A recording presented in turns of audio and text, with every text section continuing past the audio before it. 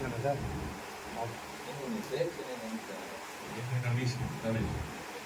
பரவாயில்ல. அனைவருக்கும் வணக்கம். ஞானம் இன்னைக்கு ஒரு புதிய நண்பர், அவர் வந்து ஃபேஸ்புக்கிலேருந்து வந்ததுனால ஒரு புதிய நண்பர் சந்திச்சிருக்கேன். இந்த மாதிரியான ஒரு கூட்டத்தை ஏற்பாடு பண்ணலான்னு ஒரு சின்ன ஐடியா நான் முதல்ல கொடுத்தேன்.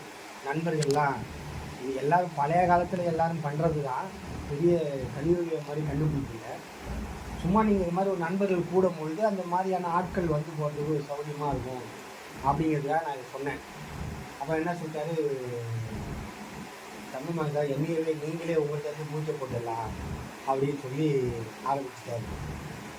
தமிழ்நாட்டில் இன்றைக்கி வந்து அது 2025 காந்தியை பற்றி பேசுறதுக்கெலாம் கூட்டம் வருங்கிறது காந்தியே நினைக்க மாட்டாங்க. புரியுதாதான்? ஒருவேளை இப்போ காந்தியே இங்கே தமிழ்நாட்டில் உயிரோடு வந்தாருன்னா அவர் ட்ரெயினில் போகும்போது முடிவு பண்ணிடுவார், நம்ம வெறும் பேசஞ்சர் கூட நம்மளை திரும்பி பார்க்க மாட்டான். ஒருவேளை இப்பயே 2025 இப்போ நம்ம அவர் சென்னையிலேருந்து கன்னியாகுமரி வரைக்கும் ட்ரெயினில் உண்மையாகவே போனாலும் கூட பேசஞ்சர் கூட காந்திங்கிறத பார்த்தாங்கன்னா திரும்பி பார்க்க மாட்டாங்க. ஏன்னா இப்போ நிறைய காந்தியத்தை தாண்டின கவர்ச்சிகரமான இயக்கங்கள், அமைப்புகள், வெவ்வேறு விஷயங்கள் வந்துச்சு. குறிப்பாக அரசியலிலிருந்து தியாகம் என்பது அப்பாற்படுத்தப்படுகிறது.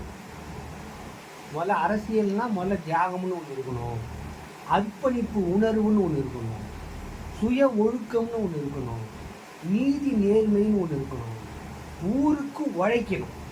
இந்த மாதிரியான ஒரு பிரின்சிபல் இருக்குது. இப்போல்லாம் நீங்கள் வந்து காந்தியத்தை போய் அரசியலோடு கலந்து பேசுகிறவங்களுக்கு ஊருக்கு உழைக்க வேணாம், அற உணர்வு அறவே தேவையில்லை, அனுதினமும் பொய்யை தவிர வேறு எதுவும் பேசக்கூடாது. இப்படி மாதிரி இந்த குரங்கு பொம்மைலாம் இல்லை, உண்மையை பேசி உண்மையை நல்லதை பார், அந்த பொம்மைலாம் போயிருந்தால் உடைச்சிடுவாங்க. அதனால் இந்த காலத்தில் வந்து 5 பேர் 10 பேருன்னு எனக்கு அது தெரிஞ்சு தான் நான் அவரை பற்றி பேசுகிறேன். நிறையா கூட்டம் வருதுன்னு நான் முடிவு பண்ணால் நானே தலைவரை மாற்றிடுவேன். கூட்டத்துக்காக பேசினா நம்மளே தலைவரை மாற்றிட்டு அந்த மாதிரி போய் அந்த கூட்டங்களுக்கு பேச ஆரம்பிச்சிடலாம். கூட்டமே வரக்கூடாதுங்கிறதுக்காக தான் நான் காந்தி மாதிரியான ஒரு தலைவரை வச்சு நான் இன்னும் பேசிக்கிட்டே இருக்கேன்.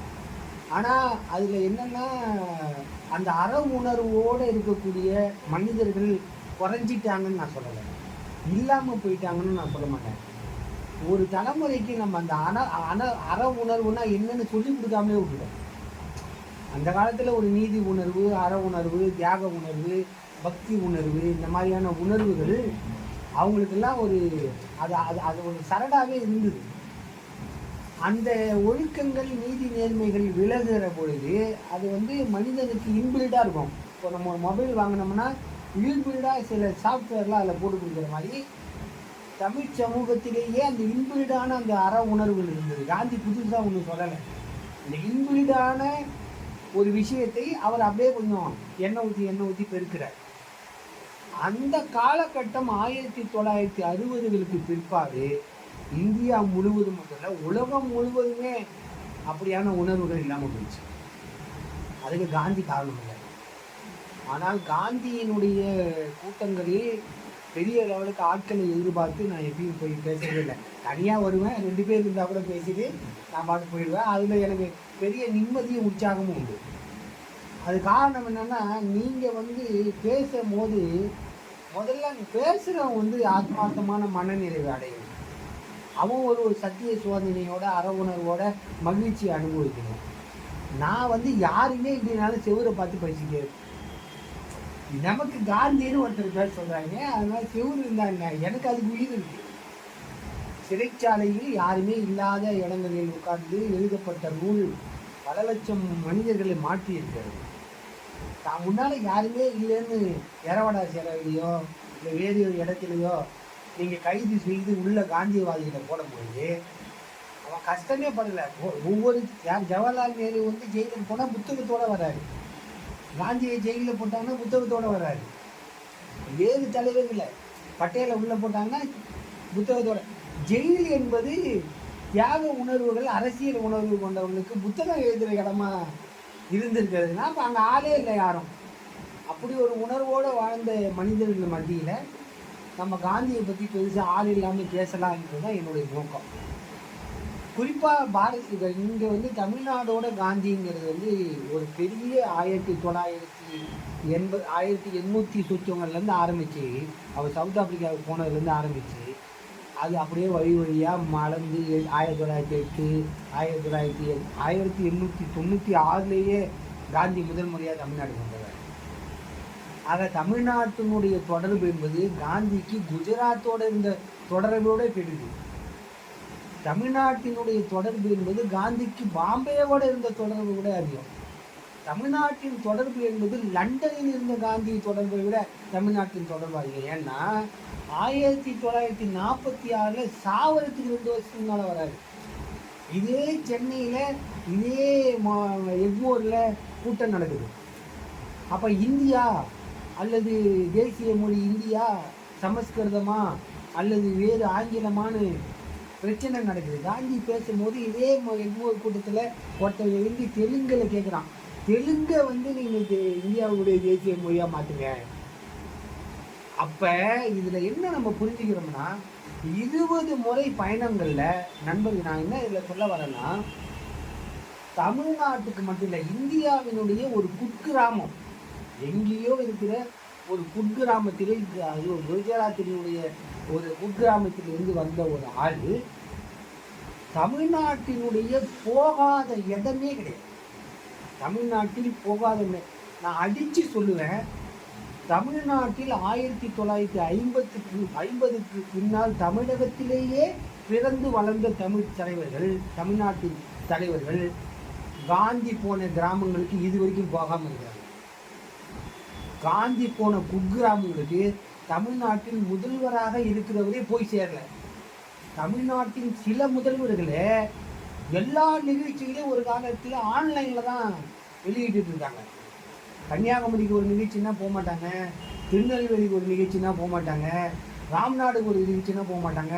சென்னைக்குள்ளே ஒரு நிகழ்ச்சின்னா மட்டும்தான் சில முதலமைச்சர்கள் கலந்துக்கிற பழக்கத்தை கொண்டு வந்திருக்கிறாங்க. ஆனால் என்னுடைய பட்டியலின்படி 1942 கடைசியாக 1934 ஹரிஜன் இயக்கத்தினுடைய அடிப்படையாக காந்தி இங்கே வருகை தரும்பொழுது தமிழ்நாட்டில் 56 ஊர்கள் இருக்குது.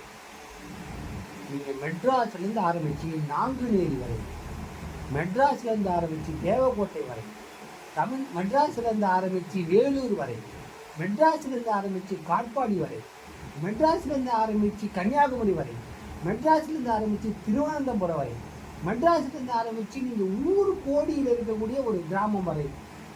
டிஎஸ் ராஜன் வந்து டாக்டர், அவர் தான் அந்த 1934 இவரோட காந்தியோட போகக்கூடிய வண்டிகளில் பயண ஏற்பாட்டுக்கு பின்னால் உட்காந்துட்டு போகிற ஆளாக உட்காந்துருக்காரு. 2 முறை விபத்தை சந்திக்கிறார் காந்தி. ரயில்வே ட்ராக்கில் காலையில் அதிகாலையில் போகும்பொழுது வண்டி போய் அடித்து உடையுது. உள்ளே உட்காந்துருக்க காந்திக்கு தெரியல, அவ்வளோ டயர்டு. ராத்திரி ஃபுல்லாக நீங்கள் அதில் என்ன ஒரு வேப்புன்னு கேட்டிங்கன்னா 2025 காந்தி உண்மையாகவே உயிரோடு இருந்து தமிழ்நாட்டுக்கோ வேறு மாநிலத்துக்கோ போனால் அவரோட கொண்டாட்டியே வரமாட்டாங்க. கஸ்தூரி பாயே நீ போயிட்டு வாப்பா, நான் வீட்டில் உட்காந்துருக்கேன்னு சொல்கிற அரசியல் உருவாயிடுச்சு. ஆனால் உண்மை நிலைமை என்னன்னு கேட்டிங்கன்னா 1896 ஆரம்பித்து 1946 வரை காந்தி தமிழ்நாட்டில் வரும்பொழுது ஒவ்வொரு ஊரிலும் குறைந்தது 2 லட்சம் பேர் இருக்காங்க. ஒவ்வொரு ஊரிலும் குறைந்தது 10,000, 50,000, 60,000 பேர் இருந்தாங்க.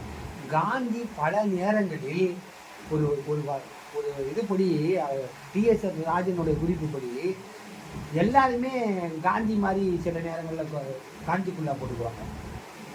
காந்தி குல்லாவை போட்டிருந்தாலே காந்தின்னு மக்கள் பல பேர் நினச்சிருக்காங்க.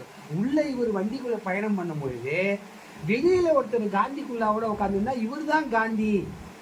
நல்லா பாருங்கள், ஃபோட்டோவே தெரியல, முகமும் தெரியல, அவர் தான் அடையாளமே தெரியல. ஆனால் அவன் காந்திங்கிற அந்த வார்த்தையும் அந்த பேரையும் நம்பி அவரை நினச்சி இந்த நெக்குதிக்கு வழிபடுகிறாங்கல்ல, அந்த மாதிரி மக்கள் வழிபடுகிறாங்க. இந்திய வரலாற்றில் பெண்களை கும்பலாக கூட்டமாக அரசியல் கூட்டத்தில் உட்கார வச்சு அவங்களுக்கு அரசியல் அங்கீகாரம் கொடுத்தது காந்திக்கு முன்னால ஒரு வயசு. நீங்க சொல்றாங்க நாங்கள் இடஒதுக்கீடு கொடுக்குறோம், கொடுக்குறாங்க. ஆனால் இன்னைக்கு கூட உண்மையாகவே எல்லா கூட்டத்துக்கும் இன்னைக்கு கூட 2-3 நாளைக்கு முன்னாடி முற்றுகை போராட்டம் நடந்தது.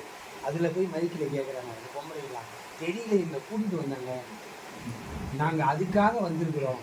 50 பேர் ஆள் கொடுத்து பணம் கொடுத்து பெண்களை வர வைக்கிறாங்க. ஆனால் காந்தி உயிரோடு இருந்த காலத்தில் பாமர மக்கள், படிப்பறிவு இல்லாதவர்கள், கைரேகையும் கை நாட்டையும் மட்டுமே தெரிந்தவர்கள், பத்திரிகைகளை படித்து காந்தி முகத்தை பார்க்காதவர்கள், காந்தி வருகிறார் என்பதற்காக லட்சக்கணக்கில் கூடியிருந்து ரயிலின் முன்னால், வாகனத்தின் முன்னால், அவர் செல்கிற பாத யாத்திரையின் முன்னால் அவ்வளவு பெண்கள். நண்பர்களே, அவர் அர்ஜுன இயக்கம் ஆரம்பிக்கும் பொழுது பார்க்கறதெல்லாம் புரிஞ்சுவாங்க.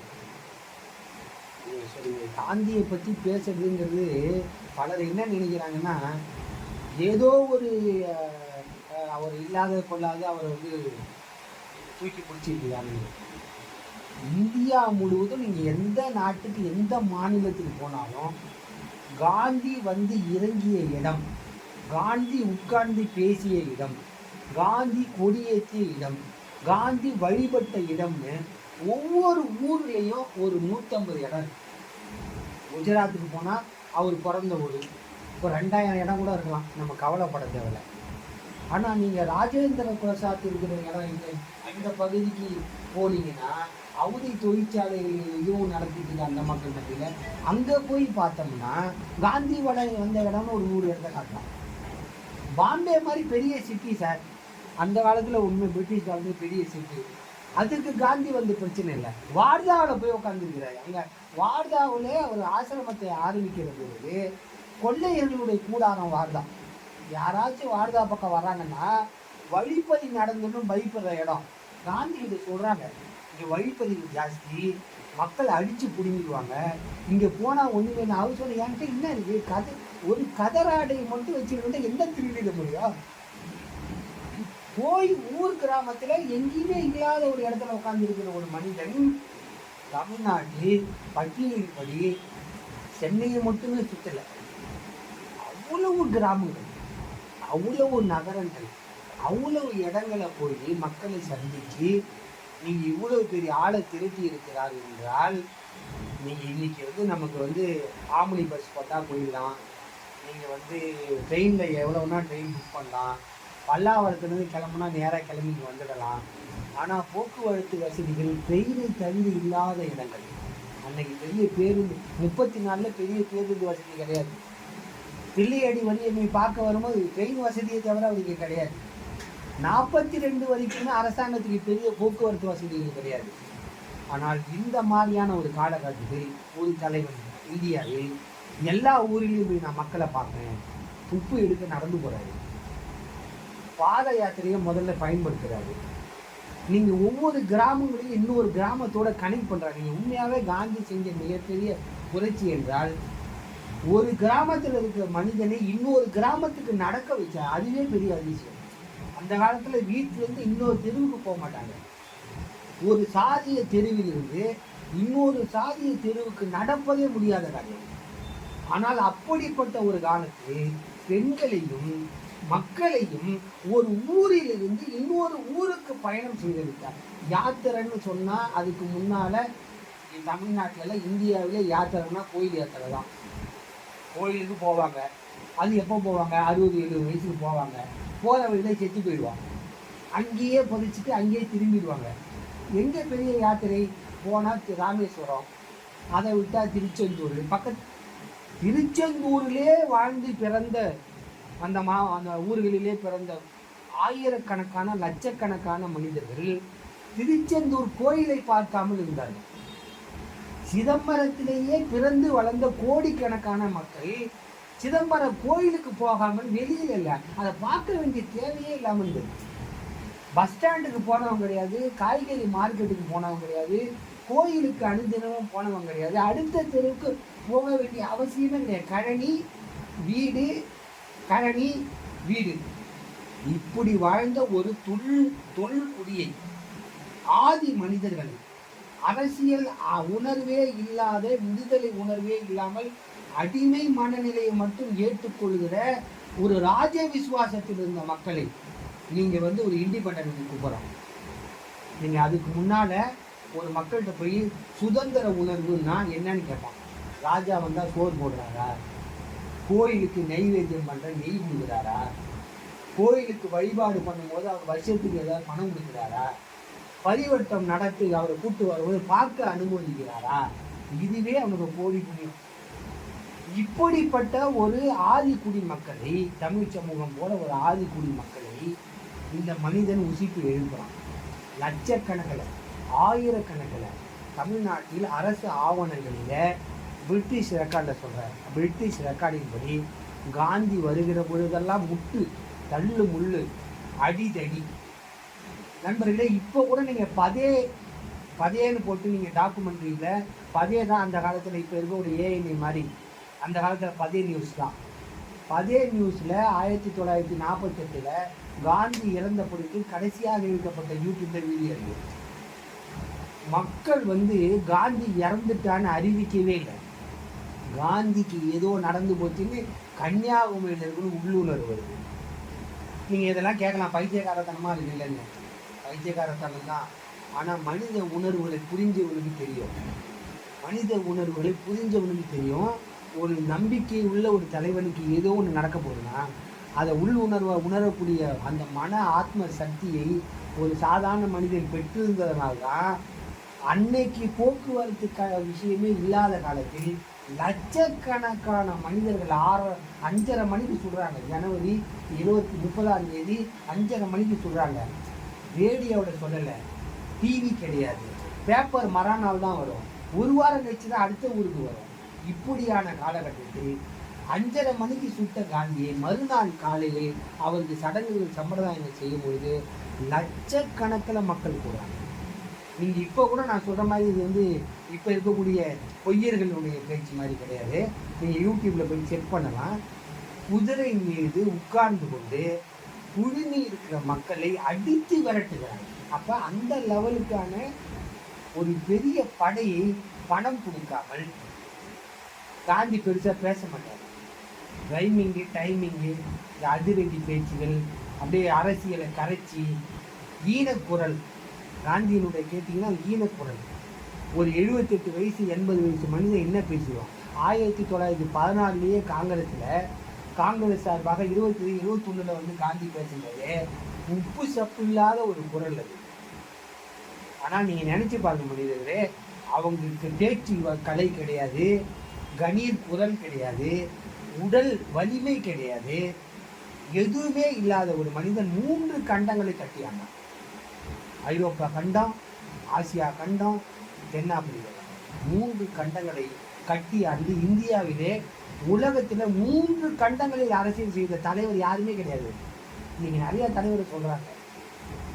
உலக வழக்கத்தின்படி நீங்கள் ஆப்பிரிக்கா கண்டத்தில் இருந்த தலைவர் ஐரோப்பா கண்டத்துக்கு வந்ததே கிடையாது. ஐரோப்பா கண்டத்தில் இருக்கின்ற ஒரு தலைவர் ஆசிய கண்டத்தை பற்றி கனவு கண்டதோ அந்த அரசியலை பற்றி பேசுறதே கிடையாது. ஆனால் இவன் ஆசிய கண்டத்தை பற்றி பேசினான். ஐரோப்பா கண்டத்தில் போய் அந்த அரசியலையே ஒரு பக்கிரி, ஒரு சாதாரண அரையாடைய பக்கிரி, அந்த ராஜ விசுவாசம் உள்ள ஒரு மிகப்பெரிய அவையை அப்படியே திருப்புறான், மிரட்டுறான். ஒரு பக்கிரி வரும்போது சார்லஸ் வெளியில் நிற்கிறான். என்னடா இவனை மாதிரி ஒரு பக்கிரியை எப்படா அந்த நாடு மக்கள் ஏற்றுக்கிறாங்க, இவன் சொல்கிறதெல்லாம் ஒரு பெரிய விஷயமானு கேட்குற லெவலுக்கு கோட்டு சூட்டு போட்டு நல்ல லெவலுக்கு படிச்சுட்டு வந்த பெரிய அதிகார செல்வம் மிக்க குடும்பத்தில் பிறந்த ஒரு நபர் ஆடையை துறந்து ஆசையை துறந்து மக்களுக்காக மட்டுமே சாகிற வரைக்கும் நோய்வாயோட வாழ்ந்து ஒரு மனிதன் செத்து போனான். இப்போ நீங்கள் போய் பார்த்தீங்கன்னா காந்திக்கு வீடு கிடையாது. காந்தி வாழ்ந்த வீடுன்னு ஒன்று சொல்லுவாங்க, ஆனால் காந்திக்கு வாங்கின வீடுன்னு ஒன்று கிடையாது. காந்தி படித்த பள்ளி இருக்குது, காந்தி கட்டின பள்ளின்னு ஒன்று கிடையாது. அவரே வாங்கி சம்பாதிச்சு ஒரு இன்ஜினியரிங் காலேஜ், ஒரு மெடிக்கல் காலேஜ் அப்படிலாம் அவர் கட்டலை.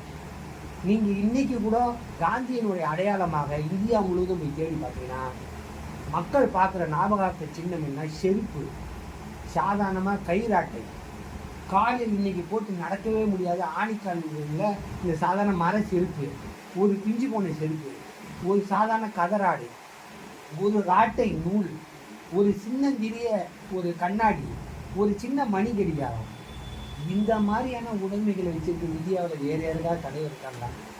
ஜவஹர்லால் நேரு வீடுன்னு சொல்கிறாங்க. நீங்கள் ஒரு தெருவுக்குள்ளே போனீங்க, அடுத்த தெருவுக்குள்ளே வரதுக்கு 6 நாள் ஆகும். அவ்வளோ வழிகள், அவ்வளவு வாசல்கள், அவ்வளவு ராஜ கம்பீரங்கள். இந்த மனிதன் தமிழ்நாட்டில் இவ்வளவு ஒரு சத்தியத்தை மட்டுமே ஒரு வாக்கையாக வச்சுட்டு தமிழ்நாட்டில் 1960கள் வரை காந்தின்னா பத்தி எரியக்கூடிய ஒரு பெரிய ஒரு விஷயத்தை அந்த அளவுக்கு பண்ணியிருக்காங்க. பத்திரிகை அரசியல் இப்போ சொல்கிறாங்கல்ல, திராவிட இயக்கத்தினுடைய அரசியல் என்பது சினிமாவிலிருந்து தோன்றியிருக்கிறாங்க. ஆனால் அதுக்கு முன்னாலேயே நாடக மேடைகளை அரசியல் மயமாக்குறது காங்கிரஸ் சுதந்திர இயக்கம். ஒரு நாடகத்தை அரசியல் இயக்கத்துக்காக பயன்படுத்த முடியும்னு தமிழ்நாட்டில் பாஸ்கரதாஸ்லேருந்து ஆரம்பித்து சின்னப்பா சின்னப்பாவிலேருந்து ஆரம்பித்து கிட்டப்பாவிலேருந்து ஆரம்பித்து எல்லா நாடக நடிகர்களும் பம்மல் சம்பந்தமோடியார் வரைக்கும் அந்த காலத்தில் இருக்க எல்லா நாடக மேடைகளையும் நீங்கள் தேர்ந்தெடுத்து நாடகங்களை பார்த்தீங்கன்னா எல்லா நாடகங்களும் காந்தியத்தை தான் பேசுச்சு, சுதந்திர உணர்வை தான் பேசுச்சு. இப்போ இந்த மாதிரி ஒரு நாடக உணர்வை தமிழ்நாட்டில் முதலாக அரசியல் மையப்படுத்தியது காந்தி இயக்கம். அடுத்தது அப்புறம் இந்த நாடகத்திலேருந்து சினிமா வருது. 1933-30லேருந்து ஆரம்பித்து 1950லேருந்து இந்த படங்களை பார்த்தீங்கன்னா சம்மந்தமே இருக்காது. எல்லா படத்துலையும் காந்தி வருவார். ஒரு படம் திடீர்னு ஒரு படத்தில் திடீர்னு காந்தி நடந்து போவார். ஒரு கதாநாயகி காந்தியை பற்றி பாடுவான். அது ஏதோ ஒரு காந்தி ஜெயந்தின்னு ஏதோ சம்மந்தமே இருக்காது. ஒரு படத்தில் திடீர்னு காந்தி ஜெயந்தி காட்சி வரும், காந்தி நடந்து போகிற காட்சி வரும். இதெல்லாம் சம்பந்தமே இல்லாமல் தேசிய உணர்வை உள்ளுக்குள்ளே புகுத்துவதற்காக சினிமா துறைக்குள்ள காந்தியத்தை தமிழ்நாட்டில் தான் அறிமுகப்படுத்துகிறாங்க. 1942 ஏகே செட்டியார் இது பெரிய பணியாகவே எடுத்துட்டு இந்தியா முழுவதில் உலகம் முழுவதும் 3 முறை சுற்றுறாரு. உலகம் முழுவதும் 3 முறை சுற்றி காந்தி பல்வேறு இடங்களிலிருந்து பெறப்பட்ட ஃபிலிம் ரோல், இந்த நியூஸ் கம்பெனி அத்தனை கம்பெனியும் ஏறி இறங்கி 1,60,000 அடி ஃபிலிம் எடுக்கிறார். 1,60,000 அடி திரட்டுறதுக்காக உலகம் முழுவதும் 3 முறையில் ஒருத்தன் 1940க்கு முன்னால் சுற்றுறான். நண்பர்களே, அந்த ஆள் பரதேசி, பண வசதி இல்லாதவன், அவனுக்கு பெரிய பெண்புலம் இல்லாதவன், ஒரு பரதேசி, பணம் இது இல்லாத ஒரு மனிதன் காந்திங்கிற ஒரு சின்ன படத்தை வைத்துக்கொண்டு உலகம் முழுவதும் ஒரு மனிதன் 3 முறை சுற்றிருக்கான்னா நம்ப முடியல. பல பேர் என்னங்க, ஏன்னா உலகம் சுற்றும் தமிழன் ஏகே செட்டியார் போட்டீங்கன்னா என்னங்க, அந்த ஆள் அழகப்பா செட்டியார் மாதிரி பெரிய கல்லூரி தந்தையாக இருப்பார். சொந்த வீடு கிடையாது. ஏகே செட்டியார் தன்னுடைய 40 ஆண்டுகளை தன்னுடைய நண்பர் வீட்டில் வாணிமாலைக்கு பின்னால் ஒரு தெய்வராய செட்டியாருங்கிற ஒரு நண்பர் வீட்டில் 40 வருஷம் சும்மா ஒன்று கொடுத்தனமா இருந்தார். வீடே கிடையாது. அவருக்குன்னு ஒரு ஆஃபீஸு, அந்த ஆஃபீஸ் அவருக்கு சொந்தம் கிடையாது. வேறு ஒருத்தர் ஒரு ஐஏஎஸ் ஒருத்தர் நண்பராக இருந்து அந்த அறையை ஏற்பாடு பண்ணி தராரு. போகிற இடமெல்லாம் டிவிஎஸ் நிறுவனம் முதலாளி வாசலில் வந்து நிற்கிறார். டிவிஎஸ் இன்னைக்கு பெரிய கம்பெனி கிடையாது, இப்போ ஃபோர்டு தான் பெரிய கம்பெனி. ஆனால் அந்த காலத்தில் டிவிஎஸ் தான் பெரிய கம்பெனி. ஏகே செட்டியார் சொன்னால் அந்த காலத்தில் 10 லட்சம் தர டிவிஎஸ் ஓனர் ரெடி.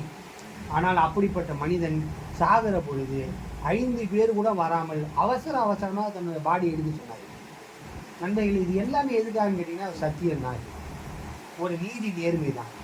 நீங்கள் வைசூர் சண்முகம் செட்டியார்னு ஒரு செட்டியார் இருக்குது. அந்த செட்டியார் காரைக்குடியில் நீங்கள் போய் இன்ப மாளிகைன்னு கேட்டிங்கன்னா உலகத்தில் இருக்கக்கூடிய அவ்வளோ பேர், சிங்கப்பூர் வரைக்கும் இன்ப மாளிகை தெரியும். அண்ணா மேம்பாலத்திலேருந்து ஆரம்பித்து இது நம்மளுடைய பிராட்வேயில் இருக்க நீதிமன்றம் வரைக்குமான பெரிய எஸ்டேட்டை வைசூர் சண்முகம் செட்டியாருக்கு சிங்கப்பூரில் அவ்வளோ பெரிய சொத்து வச்சுருந்தார். அவர் சிங்கப்பூரில் இந்த சொத்தை பிரிப்பதற்காக 100 ஆண்டுகள் வழக்கு நடக்கும். 100 ஆண்டுகள். பிரிட்டிஷ் காலத்தில் பிரிட்டிஷ் லண்டனுக்கு போய் இந்த சொத்தை பிரிப்பதற்காக 100 ஆண்டுகள் வழக்கு நடந்தது. ஏகே செட்டியார் அந்த வைசூர் சண்முகம் செட்டியார் காந்திக்காக அத்தனையும் இழந்தான். அந்த வைசூர் சண்முகம் வேறு யாருமே கிடையாது. நம்ம இப்போ இருக்க எஸ்பி முத்துராமனோட மாமனார். நீங்கள் எஸ்பி முத்துராமன் மாமனார் சிங்கப்பூரில் அண்ணா மேம்பாலத்திலேருந்து ஆரம்பித்து மவுண்ட் ரோடு வரைக்கும் பிராட்வே வரைக்கும் சொத்து வச்சுருந்த ஒரு ஆள் இறுதி காலத்தில் சொத்து பிரிக்கப்பட்டு அனாதையாக வீடு இடிக்கப்பட்டு இறந்து போனார். காந்தி வந்த கைராட்டை அந்த புத்தகத்துக்காக, அந்த அவர் கையால் கைராட்டை போட்டாருங்கிறதுக்காக ஒரு நாளுக்கு போராத அந்த கைராட்டையில் செஞ்ச துண்டை 100 ரூபாய்க்கு இடம் எடுத்தார். 100 ரூபாய்க்கு இடம் எடுத்தார். தமிழ்நாட்டினுடைய அரசியல், சினிமா, நீங்கள் 3ஐயும் போட்டிங்கன்னா இந்திய அரசியலை, தமிழ்நாட்டு அரசியலை, குறிப்பாக அந்த அரசியல் மறுமலர்ச்சியை காந்தியால் தான் ஏற்படும். நீங்கள் ராஜாஜிக்கும் காமராஜருக்கும் பெரிய சண்டை. 1919 காமராஜ் காங்கிரஸுக்குள்ளே வராரு. ராஜாஜி அப்பப்போ போயிட்டு வர்றாரு, உள்வாடகை எடுத்திருக்காரு காங்கிரஸ். நினைச்சா வராரு, நினைச்சா உள்ளே போயிடுறாரு, நினைச்சா காந்தியோட சண்டை போகிறாரு, நினைச்சா வெளில போயிடுறாரு. ஆனால் விசுவாசமாக 1919 காங்கிரஸில் காங்கிரஸ் மட்டுமே தன்னுடைய வாழ்க்கையில் காமராஜர் எல்லாத்தையும் இழந்துட்டு உட்காந்துட்டான். ஆனால் காங்கிரஸில் காமராஜரா ராஜாஜியான்னு வரும்பொழுது காந்தியடிகள் ராஜாஜியின் பக்கம் சொல்லுகிறார். ராஜாஜியினுடைய ஆதரவை ஏற்றுக்கொண்டு நடங்கன்னு கட்டளைப்பட்டாரு. இன்னைக்கு அப்படி சொன்னாங்கன்னா போடா மகிழ்ன்னு சொல்லுவாங்க. ஆனால் காமராஜர் அதை ஏற்றுக்கொண்டார். தன்னுடைய தலைவர் இதை சொல்லிட்டாரு, அதை மீறி போகக்கூடாது. 42 காமராஜருக்கு கடிதம் எழுதுறாரு. 42 நீங்கள் அவரோட ஒன்றா ஒத்துப்போங்க, காங்கிரஸ் ஒன்றா இருக்குன்னு சொல்கிறாரு. ஆனால் பின்னால் ராஜாஜி விலகி போய் திரும்ப 42 போயிடுறாரு. ராஜாஜி போயிட்டு அப்போ திரும்ப வராரு. வந்த பிற்பாடு கூட காங்கிரஸில் ராஜாஜி ஆதிக்கம் அதிகமாக. மக்கள் காங்கிரஸில் காமராஜரை ஆதரிக்கிறாங்க, தலைவர்கள் ராஜாஜி ஆதரிக்கிறாங்க, ராஜாஜியை காந்தி ஆதரிக்கிறார். இதை போய் அவர்கிட்ட சொல்லி மாற்றணும்னா மாற்றலாம். ஆனால் காங்கிரஸ்காரன் மாற்றவே இல்லை. காந்தி சொல்லிட்டா கட்டுப்படலாம். நாமக்கலுக்கு சேலத்தில் நாமக்கலுக்கு காந்தி வராரு. ராஜாஜிகிட்ட போய் கேட்குறாரு, நான் நாமக்கலுக்கு பெரிய மாளிகைலாம் இன்னைக்கு இருக்குது, ஆனால் காந்தியை போய் பார்க்கறதுக்காக கேட்குறாரு. ராஜாஜி உள்ளே விட மாட்டேங்கிறாரு. நீங்கள் அப்படியே நில்லுங்க, அப்புறம் பார்த்துக்கலாம், வேறு வேலை இருக்குங்க. வெளியில் சத்தம் கேட்குது, வெளியில் எழுச்சி காந்தி பார்க்குறாரு. என்னன்னு கேட்குறாரு. உங்களை பார்ப்பதற்காக நான் இங்கே ராஜாஜி உள்ளே விட மாட்டேங்கிறாரு. கம்மி வேறு தலைவராக இருந்தாங்கன்னா அவரை ஃபயர் பண்ணிடுவாங்க. எல்லா நிலைகளிலுமே அன்பு நிலையை வைத்துக்கொண்டு ஒரு மக்களை அரவணைக்கிறதுக்கு மட்டுமே காந்தி வச்சுட்டான். அவன் முன்னால் அவர் அம்பேத்கராக இருக்கலாம், அவன் முன்னால் இவர் ஜின்னாவாக இருக்கலாம், அவர் முன்னால் பட்டேலாக இருக்கலாம், அவர் முன்னால் முற்றிலுமாக தன்னுடைய அரசியல் சித்தாந்தத்துக்கு எதிரான நேருவாக இருக்கலாம். யாரையா இருந்தாலும் என் பக்கம் நீ எவ்வளோ வந்துட மாட்டியா, நான் சொல்வதை நீ கேட்க மாட்டியா, இந்த அன்பு நிலையை எய்தி இந்த மக்களோடு நீ கலந்துட மாட்டியான்னு கடைசி வரைக்கும் ஒரு மனிதன் இருக்கார். 1950கள் 60 வரைக்கும் தமிழ்நாட்டில் காந்தி படம் இல்லாத பத்திரிகை கிடையாது, காந்தியை பற்றி எழுதாத பத்திரிகை கிடையாது, காந்தியை பற்றி புகழாத பத்திரிகை கிடையாது. யாரையுமே காந்திக்கு நேரடியாக தெரியாது. காங்கிரஸில் இருந்த கல்கி அநேகமாக ஒரே ஒரு முறை தான் காந்தியை நேரில் பார்த்துருக்காரு. அதிகபட்சமாக நீங்கள் நான் சொல்கிற ஞாபகம் சொன்னால் 2 முறையாக இருக்கலாம். வாழ்நாளில் ஒரே ஒரு முறை மட்டுமே பார்த்த கல்கி தன் வாழ்நாளில் 54 சாகிற வரைக்கும் காந்திக்காகவே வாழ்ந்தான், காந்திக்காகவே எழுதினான். ஆனந்த விடலில் போய் கேட்குறாரு, வெள்ளையில வெளியேறு இயக்க ஆரம்பிக்கிறாங்க, ஒத்துழைமை இயக்க ஆரம்பிக்கிறாங்க, நான் என் வேலையை ராஜினாமா பண்ணுறேங்கிறாரு. வெளில போனால் பிழைக்க முடியாது, ஒழுங்காக அதெல்லாம் நீங்கள் கவலைப்படாதீங்கன்னு ராஜினாமா லெட்டரை போட்டுட்டு காந்திக்கு கடிதம் எழுதி இந்த இயக்கத்தில் நான் கலந்துக்க போகிறேன், ஜெயிலுக்கு போகிற கடிதம் எழுதுனேன். இன்றைக்கி யாராவது இப்படி நடக்குமா? காந்தி அனுமதி கொடுத்தால்தான் நீங்கள் சத்தியாகிரக போராட்டத்திலே கலந்துக்க முடியும். காந்தி யாரை தேர்வு செய்கிறாரோ அவங்க தான் ஜெயிலுக்கு போக முடியும், யாருன்னா ஜெயிலுக்கு போயிட முடியாது. இந்த மாதிரியான ஒரு தியாக மனநிலையை, ஒரு டிசிப்ளின், ஏன்னா அவர் சவுத் ஆப்பிரிக்காவில் இருக்கும் போது ஒரு தனி மிலிட்ரி நடத்தின ஒரு ஆள். ஆம்புலன்ஸ் தனியாகவே தன்னுடைய போர்க்காலத்தில் மக்களுக்கு உதவுவதற்காக, அந்த மாதிரியான ஒரு போர்ச்சூழலில் மக்களுக்கு உதவுவதற்காக ஒரு வியூகம் அமைச்சு நடந்த ஒரு ஆளுக்கு இந்த மக்கள் பக்கம் எப்படி நிற்கணும்னு தெரிஞ்சுது. அதனால் 1960கள் வரை தமிழ்நாடு காந்தி தலையில் தாங்கி இந்தியாவில் வேறு எந்த மாநிலத்தை விட தமிழ்நாட்டில் தான் காந்தியம் தழைத்து அரும்பியது. காந்தி இலக்கியம் எடுத்துட்டா 60 வரைக்கும் காந்தியை பற்றி வராத கதைகளே கிடையாது.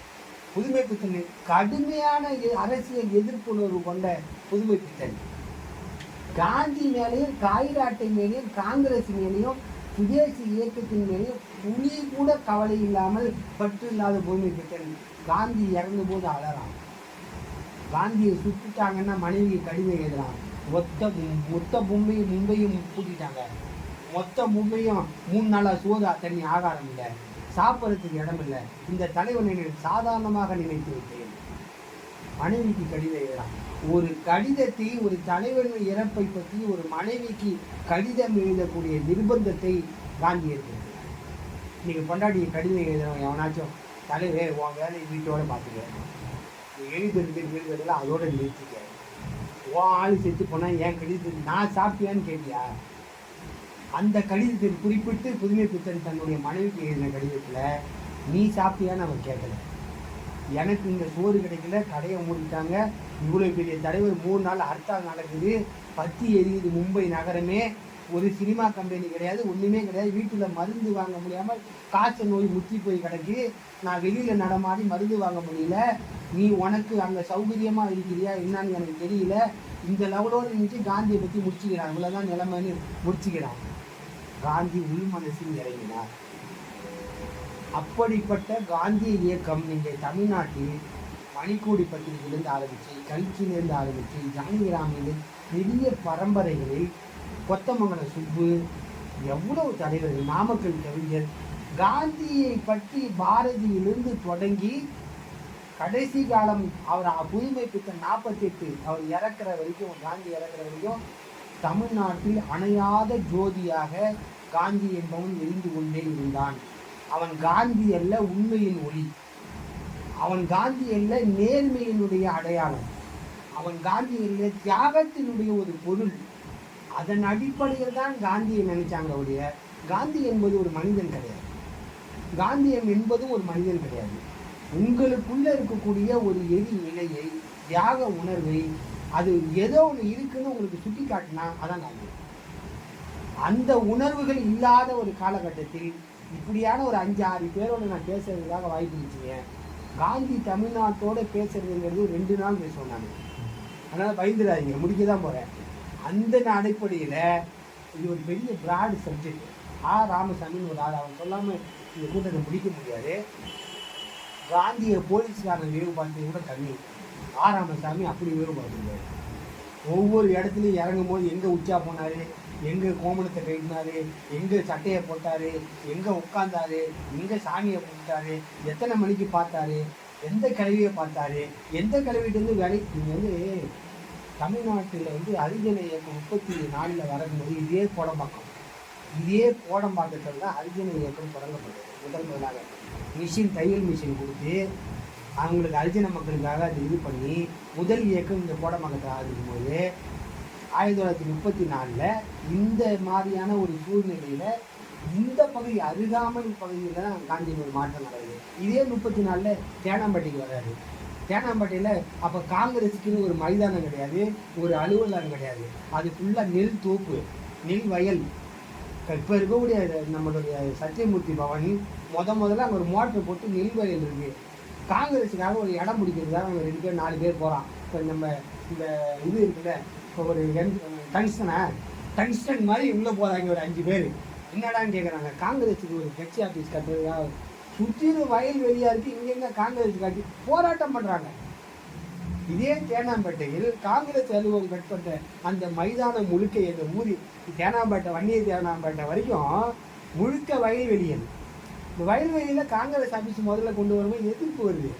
இதே தேனாம்பேட்டையில் 34-35 ஹரிஹர சர்மான்னு காந்தி பாரதி இறந்த பிற்பாடு அவனுடைய சிதைக்கு தீ மூட்டினவன் ஹரிஹர சர்மா. அந்த ஹரிஹர சர்மா தான் 1934 இந்தி பிரச்சார சர்மா திருவள்ளிக்கேணிலேருந்து இங்கே மாற்றுறாரு டி நகருக்கு மாற்றும் போது காந்தி அங்கே வராது. காந்தி வரும்போது ஒரு கீரை கொட்டை, ஒரு சாதாரண கீத்து கொட்டா. காந்தி வருகைக்காக அன்றைக்கி 5 ஸ்டார் ஹோட்டலுக்கு ஒரு 5 கொட்டா போடுறாங்க. அந்த இடத்துல 5 கொட்டா போடுறாங்க. கீழே படுக்க விரிக்க பாய் இல்லை, உட்கார்வதற்கு தலைக்காடி இல்லை, வெறும் மண் தரை. காந்தி அது உள்ள தங்குறார். 1934 தேனாம்பேட்டையில் ஒரு பட்டிகள் அடிக்கக்கூடிய ஒரு கூடாரத்தில் காந்தி தங்குறான். 1942 வரும்போது ஏன் நிலைமை, திருவிக்கு 1919 ராயபுரத்தில் காந்தியை சந்திக்கிறார். ஒரு முறை தான் காந்தியை சந்திக்கிறாரு. வாழ்நாள் முழுக்க தன்னுடைய காந்தியை ஒப்படைக்கிறாரு. மாப்போசி தமிழ்நாட்டினுடைய தமிழ் தேசியங்கிற ஒரு சொல் தமிழ்நாட்டில் முதல்ல முளை விட்டதுன்னா மாப்போசிக்கு தான் முதல்ல மரியாதை. பலர் மறைமலை அடிகள்லேருந்து தமிழ் தேசியம் பேசினாங்க. மக்களோட எந்த தொடர்பும் கிடையாது. மறைமலை அடிகள் ஒரு கூட்டத்துக்கு போகணுன்னா பணம் வாங்குவார். பணம்னா அந்த காலத்திலே பெருந்தொகை. அந்த காலத்தில் ஆயிரக்கணக்கில் ஒரு சொம்பில் பால் கொடுக்க வேணும், வண்டி சத்தம் கொடுக்க வேணும், அவர் பேசுவதற்கு பல ரூபாய் கொடுக்க வேணும். அவர் பல்லாவரத்தில் கையெழுந்து பழைய மாளிகை. ஆனால் இந்த மாப்போசி ஒரு 8ஆம் கிளாஸ் கூட ஒழுங்காக முடிக்காதவன் காந்தியத்தின் பால் ஈர்க்கப்பட்டு இந்திய தேசியத்தையும் தமிழ் தேசியத்தையும் இரண்டரை கலந்துட்டு கண்ணகியை ஒரு பக்கம் கையில் எடுத்து, கண்ணகிக்கு மதுரையிலேருந்து சிலம்பு எடுத்துக்கிட்டு பூம்புகார்லேருந்து சிலம்பு எடுத்துட்டு பாண்டிய நாடு வரைக்கும் தான் போனான், மதுரை வரைக்கும் தான் போனான். ஆனால் இவன் அமெரிக்கா வரைக்கும் சிலம்பு எடுத்துகிட்டு போனான். மாப்போசி பேசாத மேடை கிடையாது, பேசாத தமிழ் தேசிய குரல் கிடையாது. ஆனால் இங்கே மாப்போசி தமிழ் தேசியன்றவங்க யாருமே முன்னிலைப்படுத்த மாட்டாங்க. காந்தியத்திற்காக தன் வாழ்நாளை அற இயக்கத்திற்காக ஒப்படைத்து காந்தியம், வள்ளலாறு, தமிழ் தேசியம் எல்லாத்தையுமே மணிமேகலை, சிலப்பதிகாரம், கம்பராமாயணம், அப்புறம் வாவு சிதம்பரம் பிள்ளை, இதே சென்னை மாநகரில் தான் வாவுசியும் காந்தியை சந்திக்கிறாங்க. காந்திக்கும் பாரதிக்குமான சந்திப்பு இந்த சென்னையில் திருவல்லிக்கேணியில் நடந்ததுதான். டிராம் வழியாக போக முடியல, டிராம் வழியாக என்னால் வர முடியாது, காலையில் 5:30 மணிக்கு வர சொல்கிறாரு காந்தி. அப்போல்லாம் டிராம் இல்லைங்க, நான் வர முடியாதுன்னு காந்தி கடிதம் கேட்குறாரு. 5:30 மணிக்கெல்லாம் வர முடியாது, ட்ரெயினே கிடையாது, நான் திருவல்லிக்கேணிலேருந்து வரணும், நான் பஞ்ச பராரியாக இருக்கேன், என்ன பைசா பணம் இல்லை, உங்களை சந்திக்க வரணும்னா 5:30 மணிக்கு மேலே தான் ட்ரெயின், அதனால் 6 மணிக்கு மேலே டிராமில் டைம் சொல்லுங்கன்னு கடிதம் எழுதுறாரு காந்திக்கு. காந்தி அதுக்காக கவலைப்படல. இந்தியாவே போற்றக்கூடிய ஒரு மாபெரும் தலைவர், அது ஒரு நோ ப்ராப்ளம், உன் வீட்டு அட்ரஸ் அனுப்பு, நான் வரேங்கிறான். எவங்க சொல்லுவா சார்? இன்னைக்கு கட்சிக்காரர்களை இணைக்கிற கூட்டத்துக்கே தலைவர்கள் வர்றது கிடையாது. மாவட்ட செயலாளரோட பாதி கூட்டம் முடிஞ்சிருக்கு, வட்ட செயலாளரோட பாதி கூட்டம் முடிஞ்சிருக்கு. தலைவரையே பார்க்க முடியாம பலவேறு பெரிய தலைவர்கள், மந்திரிகள் காத்துட்டு இருக்காங்க. ஆனால் காந்தியை பார்ப்பதற்காக இந்த ஊர்லேருந்து தீய சொக்கலிங்க தினமணிங்கிற பத்திரிகையை முதலாக தொடங்கி வைத்த முதல் எடிட்டர் அவன் தான். தீய சொக்கலிங்க வேலையை விட்டுட்டு இங்கேருந்து காந்தியை பார்க்கறதுக்காக போகிறான். போய் இறங்குறான். ஊரில் இறங்கினவுடனே ஹோட்டலில் போய் சாப்பிட்றான், நல்ல சாப்பாடு. வாரதாக்கு போய் இறங்குறான். காந்தியோட ஆசிரமத்தில் உட்கார வைக்கிறாங்க. எங்கேருந்து வந்தேன்னு கேட்குறாங்க. நான் உங்களை பார்க்கறதுக்காக இங்கெல்லாம் சும்மா பார்க்கலாம் உட்கார கூட தோட்டத்துக்கு போய் வேலை பார்க்குறேன். மதியம் சாப்பிட்டுறாங்க. சாப்பிட்டாதான் வேலையை சாப்பாடு, வேலை பார்த்தாதான் சாப்பாடு. காலையிலேருந்து சாயங்காலம் மதியம் வரைக்கும் வேண்டி வேலை பார்த்துட்டு மதியம் சோத்துல கை வச்சா வேப்பலை சட்னியும் ஒரு கஞ்சியும் வைக்கிறாங்க. இவர் நல்ல வேலை வெளியூர்ல வரும்போது சாப்பிட்டு வந்துடுறாரு. இது என்னங்க கேட்குறாரு? வேப்பலை சட்னியும் கஞ்சியும் தான் நீங்கள் சாப்பிட்றாரு. காந்தி இதான் சாப்பிட்றாரு. எத்தனை நாள்? இந்த வாரம் ஃபுல்லாக இதுதாங்கிறாரு. காந்தியா வாடுறது கஷ்டம் சார், நான் சொல்லலை. தீய சொகுனிங்க வண்டி ஏறிட்டான். வண்டி ஏறி ஊர் இறங்கிட்டு எழுதுறாரு, நான் ஏதோ இந்த ஆளை பார்க்கலான்னு போனால் வேலை பாருங்கிறாரு. சரி, வேலை பார்த்தா சோறாது போடுவான்னா கஞ்சியும் இந்த வேப்பலை சட்னி வைங்க. வாழ்நாள்லேயே வேப்பலை ஆடு தின்னு மாடு தின்னு தான் பார்த்துருக்கேன், மனுஷன் தின்னு நான் பார்த்துருக்கேங்கிறான். காந்திய சாப்பாடு கஷ்டமானது. காந்தி உப்பு போட மாட்டாரு, சர்க்கரை போட மாட்டாரு. இங்கே உட்காந்து நிறைய பேர் சொல்கிறான் காந்தின்னே பெரிய. அவர் 2வது பெட்டியில் போனார். எனக்கு தெரிஞ்சு சரோஜினி நாயுடு சொன்ன கதையை இந்தியா முழுக்க இருக்கும் அத்தனை பேரும் தெரிஞ்சு வச்சிருக்கான். அவர் ரொம்ப ஆடம்பரமாக செருப்பு போட்டுட்டு ரொம்ப ஆயாக கிளம்பிடுவாரு. அந்த அம்மா எவ்வளோ ஆடமாக வாழ்ந்தாங்கிறது அவர் எழுதவே இல்லை. சரோஜினி நாயுடு காந்தியோட ஒப்பிட்ட போனால் இளவரசி சார்லஸ் டயானா மாதிரி வாழ்ந்தான். அவர் கவி குயில் சரோஜினி நாயுடு எவ்வளோ பெரிய பரம்பரை அன்னை காலத்தில். அவங்க ராணி மாதிரி. அந்த அம்மாவோட ஃபோட்டோகிராஃபி, அந்த அம்மாவோட வாழ்க்கையெல்லாம் பார்த்தீங்கன்னா ஒரு குயின் மாதிரி வாழ்ந்தார். அவர் சொல்கிறா இவர் ஆடம்பரமாக வாழ்ந்தார். எங்கே வாழ்ந்தார்? வார்தாவில் வாழ்ந்தார். எங்கே வாழ்ந்தார்? தண்ணி குடிசையில் வாழ்ந்தார். வார்தாவுக்கு இப்பயே நீங்கள் பஸ்ஸில் போக முடியாது. 1930களில் ஒரு மனுஷன் போய் அங்கே வார்தாவில் தங்குறாங்கன்னா அந்த கிராமங்களை நோக்கி தலைவர்களை திருப்பி விட்டவன் முதல்ல காந்தி தான். கிராமங்களில் இருக்கிற மக்களுக்கு அரசியல் ஒன்று இருக்குது, அங்கே ஒரு கிராம சபைன்னு ஒன்று இருக்குது, கிராமத்தில் இருக்கிறவனுக்கும் ஒரு அரசியல் விடுதலை உணர்வு இருக்குது அப்படின்னு இந்தியா முழுவதும் காட்டினவன் தமிழ்நாட்டு மக்களுக்கு உணர்த்திவன் காந்தி தான். காந்தியினுடைய அரசியல் பரிமாணம் அரசியல், சினிமா, மக்கள் இயக்கம், தொண்டு, சேவை, அர்ப்பணிப்பு, தியாகம், கடைசியாக உயிர் பலி. நீங்கள் காந்தியாக இருந்தால் தானாக செத்துடக்கூடாது, உங்களை யாராவது கொல்லணும். நான் காந்தியவாதி கிடையாது, என்னை யாராவது கொன்னாதான் நான் காந்தியவாதி. கொள்கிற லெவலுக்கு என் கொள்கை இருந்தால் தான் நான் காந்தியவாதி. நான் ஹாயாக இருந்து நல்லபடியாக சேர்த்து 96 வயசு வரைக்கும் ராஜாஜி மாதிரி நல்ல அற்புத ஆயுளோட இறந்து போயிட்டேன்னா நான் காந்தியவாதி கிடையாது. என்னுடைய கொள்கை உணர்வுக்காக, என்னுடைய உண்மை நேர்மைக்காக, என்னுடைய அரசியல் உந்துதல் சக்திக்காக ஒருவன் என்னை கொல்லுவானானால் அப்பொழுதுதான் நான் காந்தியாகவும் காந்தியவாதியாகவும் மாறுவேன். அதற்கான வாய்ப்பை காந்தி எனக்கு வழங்குவார் என்று நம்புகிறேன். நன்றி.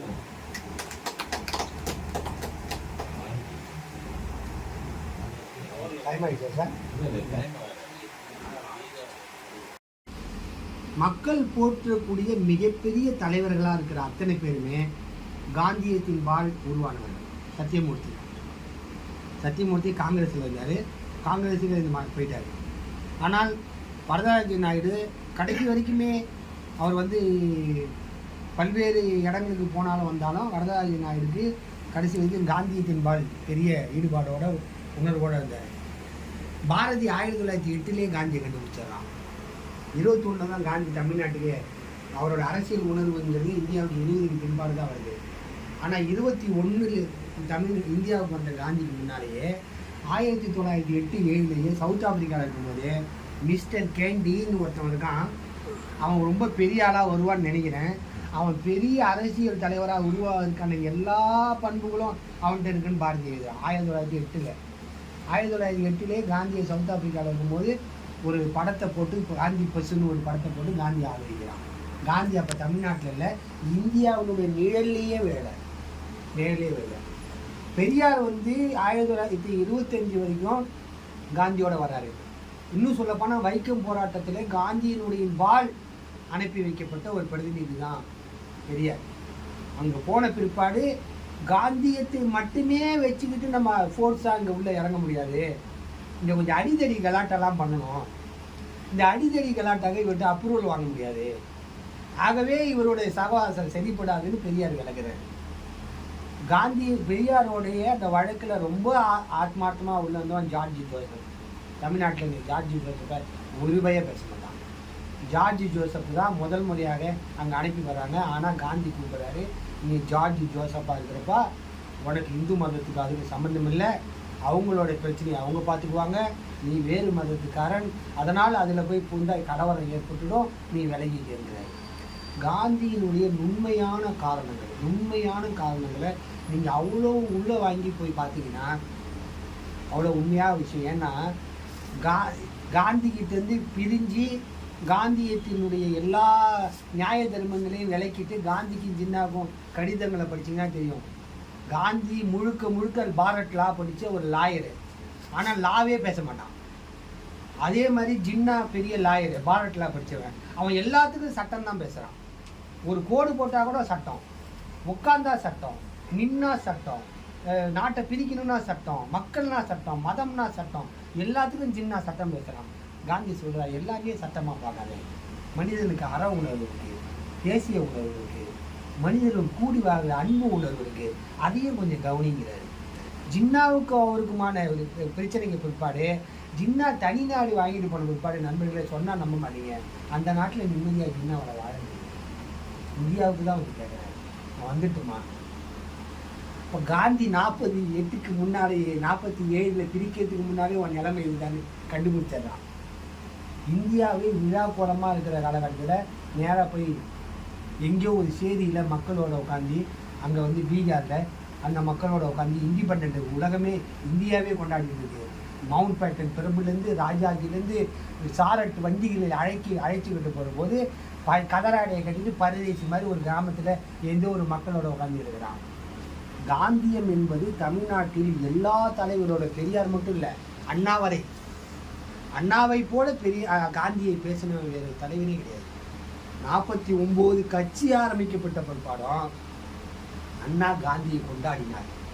தமிழ்நாடே வியக்கக்கூடிய கடைசி கட்ட தலைவர் எம்ஜிஆர். முதல்ல கதராடை கட்டிக்கிட்டு காந்தியத்தை பேசிக்கிட்டு காந்தியத்தின் வழிபால் இருந்தவர் தான் 1952க்கு பிற்பாடு திராவிட இயக்கத்தை பற்றி புரிஞ்சுக்கிட்டு திராவிடன்னு ஒரு நாடு சம்பந்தமாக பிரிச்சுக்கிட்டு இது ஒரு இயக்கமாக இருக்குன்னு உருவாங்கிக்கிட்டு கலைஞருடைய அறிவுரை எடுத்து அந்த பக்கம் போகிறாரு. சத்தியமூர்த்தி ஆரம்பித்து எம்ஜிஆர் ஆரம்பித்து அண்ணா ஆரம்பித்து 1925 பெரியார் பத்திக்கிட்டு எரியுது. குருகுல போராட்டத்துக்கு எதிராக பெரியார் பயங்கர முதல்ல அந்த தீயை பற்ற வச்சு வரலாறு வாவேசி ஐயருக்கு மிக எதிர்ப்பு உணர்வோடு அந்த இயக்கம் நடத்தப்படும் போது காந்தி வந்து இதையெல்லாம் தாங்கிட்டு ஒழுங்காக இருக்க மாட்டான்னு பெரியார் புரிஞ்சுக்கிட்டு தான் தனியாக வெளியில் போகிறாரு. கடுமையாக எதிர்க்கிறாரு. மனு தர்மத்தினுடைய அடிமைங்கிறாரு. காந்தியமே தப்பானதுங்கிறாரு. காந்தியே தவறானவருங்கிறாரு. காந்தி உணர்வையே தவறானவர். எல்லாத்தையும் கண்டம் பண்ண பெரியார் காந்தியை சுட்டு கொண்ட பிற்பாடு அப்படியே எல்லாத்தையும் போட்டுட்டு இந்த நாடே காந்தி தாங்கிறார். இந்த நாடே காந்திங்கிறார். காலண்டரையே கிருஷ்ணனோட இந்த கிறிஸ்துவ காலண்டரையே தூக்கி போடுங்க. இன்னைக்கு முரசொலி ஆரம்பிக்கப்பட்டது முதல்ல பெரியார் காலண்டர் போட்டு தான் ஆரம்பிக்கப்பட்டது. ஆனால் அந்த பெரியார் சொல்கிறாரு இந்த நாட்டுக்கு காந்தி காலண்டரை வைங்கிறாங்க 1948. பின்னால் காந்தி சிலைகளை 50ல் உடைக்கிறாரு. பின்னால் காந்திக்கு எதிராக பேசுகிறார். ஆனால் அது எல்லாமே அவருடைய உணர்வுகள் சார்ந்து அந்த நிலைப்பாடுகள் சார்ந்துதான ஒழிய காந்தி என்கின்ற ஒழுக்க நெறி மீது பெரியாருக்கு ஒரு நாளும் பிரச்சனையே இருந்ததே இல்லை. ஒரு நாளும் இருந்ததே இல்லை. அவருடைய தெய்வ பக்தி மேலேயோ அவர் மேலே இருக்கக்கூடிய அரசியல் உணர்வு மேலேயோ அவர் வச்சிருந்த தியாக உணர்வு மேலேயோ அவர் வச்சிருந்த கொள்கை கோட்பாடுகள் மேலேயோ மறுபரிசீலனைக்கு உட்படுத்தப்படுறாங்க. பின்னால் 50கள் 60கள் 70கள் வரைக்கும் கூட பின்னால் வந்தவங்களாம் என்ன பண்ணிட்டாங்கன்னா காந்தியை நல்லவர் ஆக்கிட்டாங்க. பெரியார்கிட்ட எப்பா இவனே பரவாயில்ல போல. அவர் என்ன முடிவுக்கு வர்றாருன்னா 50கள் 60களில் காந்தி 25லேருந்து ஆரம்பித்து வில்லனாக இருக்கிறாரு. 60 70 வரும்போது பெரியார் கொஞ்சம் ஆட்டம் காணுது. இவனை ஒன்றா வில்லன் காந்தி தான் நினைச்சேன். காந்தியை விட பெரிய வில்லெல்லாம் வந்துட்டு இருக்கானே, காந்தியே பெட்டர், அந்த நிலைமைக்கு போறாரு. நீங்க வந்து காந்தியத்தின் வால் ஈர்க்கப்படாத இந்தியாவில் இருக்கக்கூடிய தலைவர்கள், குறிப்பாக தமிழ்நாட்டில் ஒரு தலைவரை கூட நீங்க சொல்லவே முடியாது. எனக்கு தெரிஞ்சு காந்தியை ஏற்றுக்கொள்ளாத புதிய தலைவர்கள் விக்கிரவாண்டிக்கு பிற்பாடு உருவாகியிருக்காங்க. அப்படிதான் ஒரு நீங்க இப்ப பாருங்க, நீங்க அந்த அஞ்சலை அம்மாளுடைய தியாக உணர்வுக்கு அந்த விரவு கட்டைய அந்த அம்மா எங்கிருந்து பெறாங்க. வேறு ஒரு இயக்கமாக இருந்தால் அந்த அம்மா என்ன நடந்திருக்கும். தன்னுடைய தியாகத்தை அவங்களையே அவமானப்படுத்திக்கிட்டு அந்த அம்மாவே தன்னையே கொச்சப்படுத்தி வெளியே இருப்பாங்க. ஆனால் சாகுற வரைக்கும் அந்த அம்மா அந்த தியாகத்தில நான் ஒரு பெரிய ஆளுடான்னு அவர் நின்னா பாருங்க, அதுதான் காந்தியம். அஞ்சலை அம்மாள் காந்தியத்தினுடைய மிக முக்கியமான தலைவர். இன்னைக்கு இடஒதுக்கீடுக்காக அவர் தலைவர் ஆகிறாங்க. அது இது அரசியல் கிடையாது. காந்தி அதை அறியாமலே தில்லையாடி வள்ளியம்மையை கொண்டாடினாரு. ராமசாமி படையாட்சியாக அவர் படையாட்சியாக பார்க்கல, சவுத் ஆப்பிரிக்காவில் பெரிய தலைவனாக பார்த்தாரு. தம்பி நாயுடு அவன் ஜாதி நாயுடுவா பார்க்கல, அவன் வந்து சவுத் ஆப்பிரிக்காவிலே மிகப்பெரிய தலைவனாக பார்க்குறாரு. காந்தி போகிறதுக்கு முன்னாலே தம்பி நாயுடு ராமசாமி படையாச்சி 2 பேருமே பெரிய ஆட்கள். ஆக தமிழ்நாட்டில் நீங்கள் எந்த தலைவர்களும் 50 60 வரைக்கும் காந்தியத்தை ஏற்றுக்கொள்ளாத அவருடைய வழி வராத ஒருவரை நீங்கள் அடையாளம் காட்ட முடியாது. திருவிக்காவாக இருக்கட்டும், ராஜாஜியாக இருக்கட்டும், காமராஜராக இருக்கட்டும், பெரியாராக இருக்கட்டும், வரதராஜன் நாயுடுவாக இருக்கட்டும், ஜார்ஜி ஜோசப்பு, துவேசி குமாரப்பா, ராய சொக்கலிங்கம் பின்னால் திராவிட இயக்கத்துக்கு போகிறாரு.